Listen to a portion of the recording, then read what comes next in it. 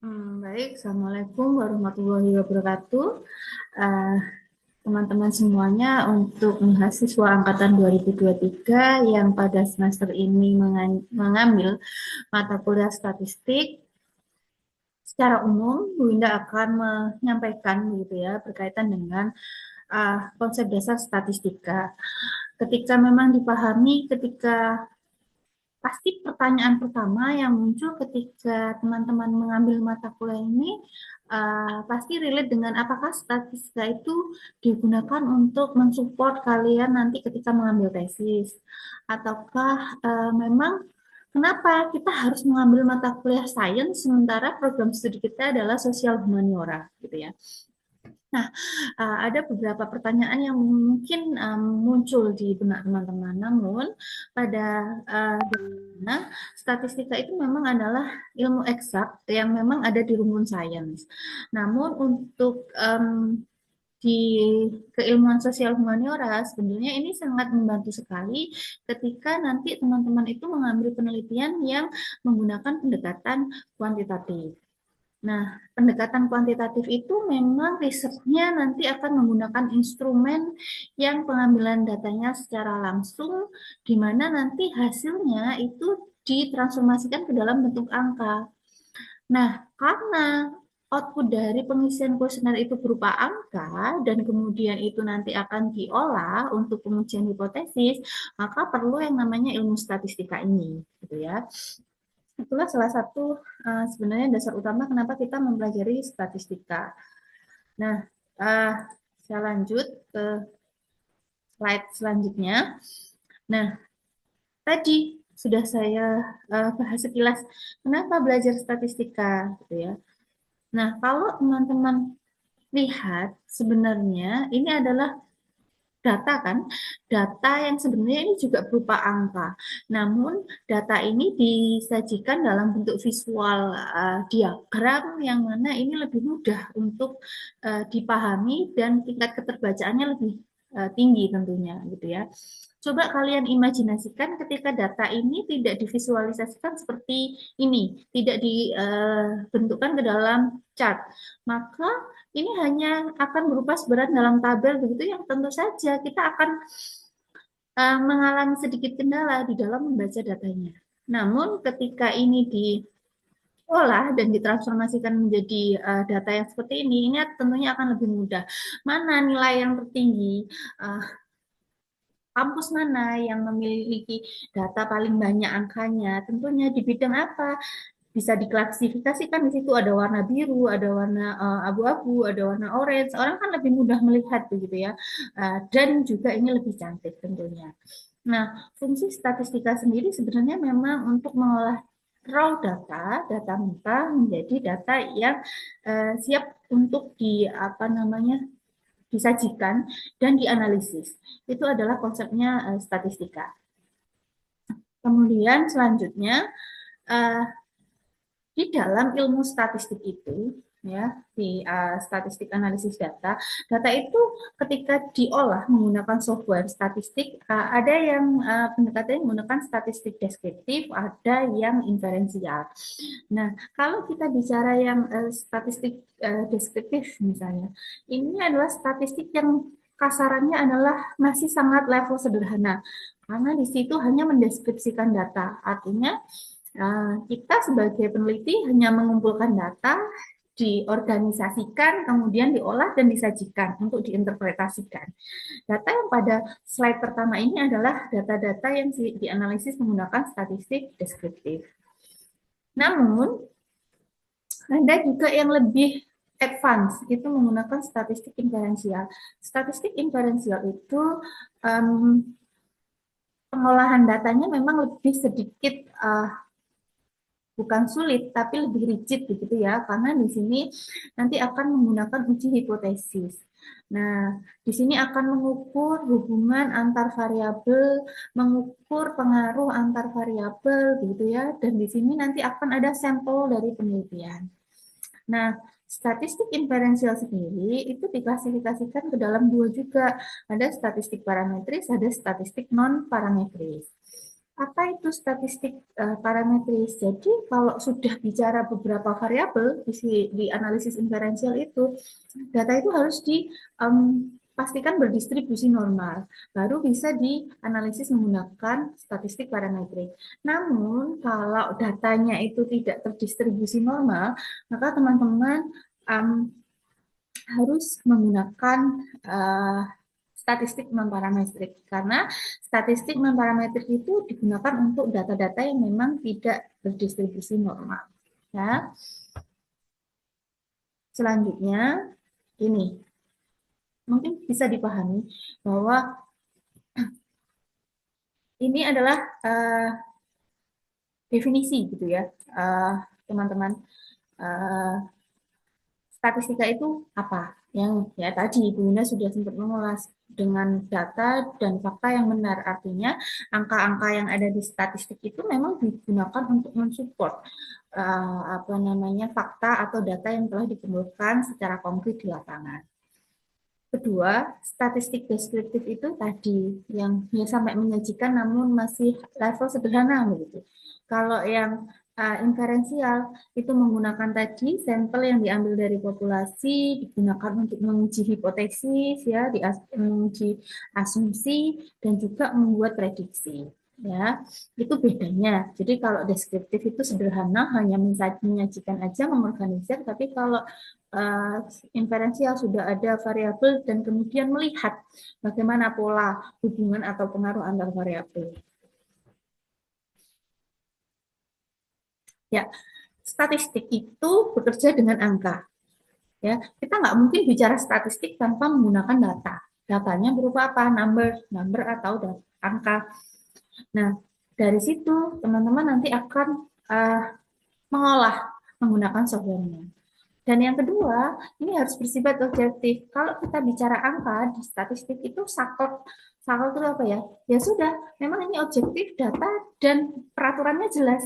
Ini tidak bersifat asumsi seperti data kualitatif yang nanti berupa transkrip wawancara, kemudian harus menginterpretasikan kan, dilihat berdasarkan fokus penelitian. Tapi kalau kuantitatif karena kita mengolah angka, ya sudah, kalau angkanya di bawah 0,05 dari kurang dari 0,05 dari nilai signifikansinya, maka ya sudah, itu dikatakan tidak berpengaruh gitu ya, tidak boleh ditawar lagi dan memang objektif. Kalau yang statistik bersifat universal, ya ilmu statistik itu pada dasarnya sama dimanapun karena ilmu eksakta, sehingga ketika menggunakan dasar teori misalkan higher untuk pengujian level, ya sama dimanapun standar penilaian dan standar pengukurannya itu sama. Ya. Next is kita bicara berkaitan dengan gunaan statistik. Kegunaan statistik itu banyak, ada komunikasi, deskripsi, regresi, korelasi, dan komparasi. Ada ketika kita bicara pengolahan data, ini difungsikan untuk sebagai media komunikasi misalnya. Bagaimana mengkomunikasikan data itu kepada publik. Seperti halnya ketika ada quick count, pemilihan legislatif ataupun eksekutif, di situ datanya itu bisa dijadikan sebagai media komunikasi. Oh, ternyata pada kondisi saat ini yang tertinggi ada di posisi tertinggi siapa, second siapa, sampai data yang terendah. Itu untuk mengkomunikasikan sebenarnya bagaimana pemetaan hasil quick count-nya. Kemudian deskripsi seperti tadi ya, mendeskripsikan hasil dari datanya. Regresi ini statistik inferensial yang meregresikan, menguji pengaruh biasanya. Kalau korelasi itu menguji hubungan antar variabel, bagaimana menguji hubungan motivasi belajar dan kejenuhan atau motivasi dengan prestasi akademik. Itu adalah korelasi. Kalau komparasi itu untuk membandingkan bagaimana tingkat motivasi kelas A dengan kelas B misalnya, dengan perlakuan yang treatment yang telah diberikan. Adakah perbedaan? Itu komparasi. Statistik ada namanya komparasi. Nah, kalau di inferensial, teman-teman itu sudah mulai membahas apa itu namanya variabel. Variabel itu adalah yang karakteristik atau value yang digunakan atau yang diukur ketika menggunakan penelitian kuantitatif. Contoh tadi, kalau saya bilang motivasi kelas A dan kelas B, itu variabelnya adalah motivasi. Kalau mau mengukur pengaruh motivasi terhadap kinerja guru, maka variabelnya ada dua, motivasi dan kinerja. Nah, populasinya siapa? Populasinya misalkan guru di Surabaya. Ya, populasinya adalah seluruh guru SD di Surabaya. Tapi sampelnya siapa? Sampel itu adalah bagian dari populasi. Ya, sebagian kecil dari populasi. Maka bagian kecil dari guru-guru yang ada di Surabaya itu adalah sampel. Kalau sampelnya adalah seluruh mahasiswa UNESA, kalau populasinya seluruh mahasiswa UNESA, maka sampelnya adalah sebagian kecil mahasiswa UNESA. Ya, jadi perlu diingat populasi itu lebih luas, lebih banyak. Kalau sampel itu adalah bagian dari populasi. Nah, caranya bagaimana Bu kalau kita mau menentukan sampel ya? Penentuan sampel itu banyak caranya. Tentunya karena ini ilmu eksakta, kembali lagi itu menggunakan beberapa rumus begitu ya yang memang relevan. Rumusnya apa saja? Rumusnya bisa menggunakan rumus Slovin yang Bunda sampaikan di sini. Tapi ada rumus-rumus lain ketika teman-teman ingin menggunakannya selain Slovin juga boleh gitu ya. Contoh nih, ketika teman-teman populasinya guru SD di Surabaya. Berapa anggota sampel yang harus saya kasih kuesioner? Maka bisa digunakan rumus ini. Untuk menentukan jumlah gurunya di sini, itu adalah misalkan jumlah guru SD-nya populasinya 100 gitu ya. Untuk menentukan sampelnya adalah 100 dibagi 1 ditambah 100 dikalikan error margin kuadrat. Error margin itu tingkat keeroran. Biasanya untuk ilmu sosial humaniora itu 5%. Jadi 0,05 dikuadratkan dikalikan 100. Begitu cara menghitungnya. Nah, itu tadi ketika bicara sampel ini adalah cara menghitungnya ya. Kalau di sini cara penentuannya. Misalkan tadi sudah ketemu, ternyata hasilnya 50 orang guru gitu ya. Menentukan 50-nya itu siapa-siapa saja yang harus mengisi kuesioner itu ada tekniknya. Teman-teman bisa menggunakan probability dan non-probability sampling.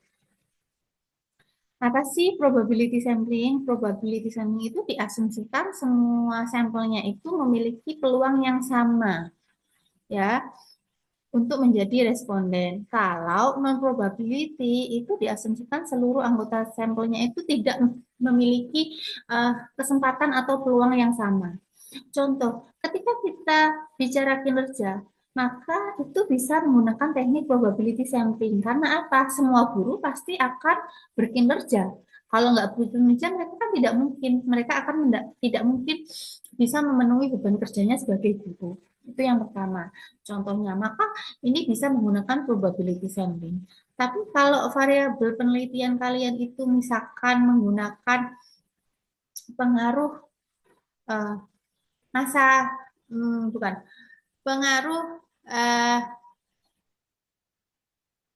kesehatan mental terhadap kinerja. Maka ini kan bisa yang sehat secara mental itu kan tidak semua guru, gitu kan? Ada guru di tempat kerjanya stres. Maka nanti teman-teman bisa menggunakan non probability, ya. Dilihat variabelnya itu memungkinkan tidak untuk pengambilan sampelnya itu menggunakan probability. Kalau tidak memungkinkan maka menggunakan non probability.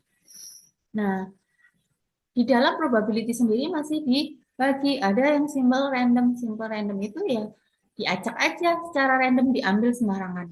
Diacak. Kalian punya datanya, diacak nama yang muncul itu yang diberikan kuesioner.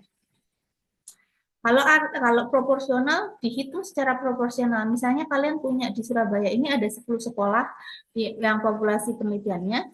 Dari 10 itu dihitung setiap sekolahnya berapa gurunya. Jadi proporsional. Kalau sekolahnya yang banyak gurunya, misalkan 50, berarti proporsinya 50 dibagi jumlah total guru, nanti ketemunya berapa. Ya, artinya proporsional sesuai dengan jumlah populasi. Semakin besar populasi, ya sampelnya semakin besar. Kalau populasinya kecil, ya sampelnya kecil. Nah, area sampling itu nanti ngambilnya berdasarkan per area. Areanya bagaimana, bisa misalkan di sekolah di Surabaya Utara. Jadi diambilnya di sekolah Surabaya Utara aja, yang timur, selatan, barat nggak perlu. Kenapa? Karena memang di kuantitatif itu teknik-teknik sampel sampel ini ada muncul untuk memudahkan peneliti. Kalian bisa membayangkan kalau meneliti, kemudian tidak ada teknik sampling ini, harus peneliti harus mengambil semua data yang ada di populasi, maka itu akan sangat-sangat merepotkan sekali, ya, menyusahkan, ya. Kenapa menyusahkan? Bagaimana Anda menyebar ribuan kuesioner gitu ya, dan memonitor bahwa mereka mengisinya itu sudah proper, sudah sesuai dengan petunjuk, kan susah sekali. Maka sampel ini sangat membantu, ya. Begitupun non probability, ada yang cara ngambilnya secara sistematis, ini kuota, purposif ataupun sampel genome. Nah, kalau di penelitian gitu ya, jenis data itu ada dua, data kualitatif dan data kuantitatif. Nah, kalau di kualitatif, sering munculnya adalah fokus penelitian, sehingga data yang diambil nanti bisa menggunakan wawancara yang mana datanya nanti berupa pendapat begitu ya, yang kemudian itu ada transkripnya, ya transkrip itu yang nanti diolah, disesuaikan dengan fokus penelitiannya teman-teman. Itu. Kemudian uh, ada yang namanya data kuantitatif. Data kuantitatif itu data yang berupa angka, yang mana tadi saya sampaikan data ini harus diolahnya menggunakan software, sehingga memang benar-benar nanti datanya akurat dan hasil uji hipotesisnya diharapkan memang benar gitu ya, dan objektif tadi. Nah, jenis skala pengukuran data di data kuantitatif itu ada 4. Ada namanya data nominal, ada data ordinal, ada data interval, dan ada data rasio. Ya, nominal itu yang dimana di situ ada karakteristik tertentu. Ya, kalau ordinal yang disusun secara berjenjang. Berjenjang itu ada tingkatnya, misalnya sangat mudah, tidak mudah, sampai dengan sangat mudah, tidak enak sampai dengan sangat enak, itu kan berjenjang ya. Interval yang dimana diurutkan berdasarkan sesuatu jarak atau interval, ya. Kemudian skala yang memiliki sifat skala nominal ini, tapi kalau di rasio dilengkapi dengan titik nol absolut. Contohnya apa? Ini agak tidak terlihat ya. Jadi kalau nominal itu misalkan berkaitan dengan jenis kelamin, warna kulit, itu datanya data nominal. Kalau ordinal, misalkan dari yang tadi, yang tidak enak menjadi sangat enak, yang rendah sampai yang tinggi, yang juara 1 sampai juara 3, itu kan berjenjang. Kalau interval itu datanya bicara tentang bagaimana temperatur, itu kan ada intervalnya ya. IQ gitu ya. Kalau rasio, interval itu data yang apa namanya, ada mutlaknya. Jadi kalau suhu ya sudah, dia temperatur itu kan mulainya dari 0 derajat Celcius kayak gitu. Nah, kalau yang rasio itu berkaitan dengan ada levelnya gitu ya. Kalau rasio itu di mana ada jarak atau intervalnya, seperti tinggi badan itu kan ada intervalnya gitu ya. Nah, kalau di penelitian ada yang namanya instrumen pengumpulan data. Kalau kita menggunakan angket, nanti akan ada beberapa instrumen yang digunakan. Kalau wawancara, ada pedoman wawancara yang harus disiapkan. Kalau kita menggunakan apa namanya, observasi, maka teman-teman nanti juga bisa menggunakan lembar pengamatan, panduan observasi, hal-hal yang seperti itu yang nanti akan bisa digunakan oleh teman-teman. Nah, selanjutnya ada yang tes menggunakan soal ujian dan juga inventory ataupun dokumentasi. Nanti ada checklist, ada gambar, dan lain-lain. Itu adalah instrumen yang bisa digunakan untuk pengumpulan data. Kemudian tabel itu, data itu disampaikan dalam bentuk tabel, ada juga yang grafik, ada yang diagram, ada yang juga tadi keadaan kelompok, min, median gitu ya. Jadi pengumpulan data itu macam-macam caranya, teman-teman nanti bisa explore sendiri di dalam SPSS.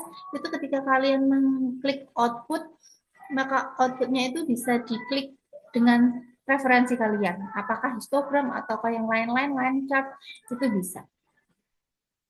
Nah, ketika mengolah data, hal yang penting yang perlu dilakukan adalah teman-teman melakukan pengambilan data dulu tentunya, kemudian penyusunan data, data itu disusun, diorganisir, diklasifikasikan, diolah sesuai dengan tujuannya dan diinterpretasikan.